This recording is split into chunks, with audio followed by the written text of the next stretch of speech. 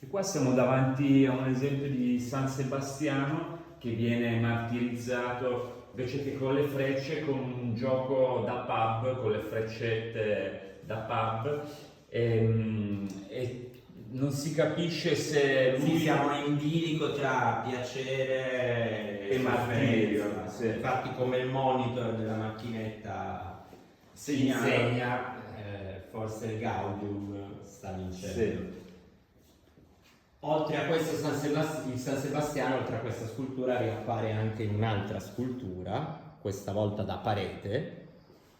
Che è una mazza dove in questo caso invece San Sebastiano viene martirizzato da degli emoticon di WhatsApp, cosa che accade ormai sovente di essere martirizzati anche noi dalla tecnologia e dalle applicazioni.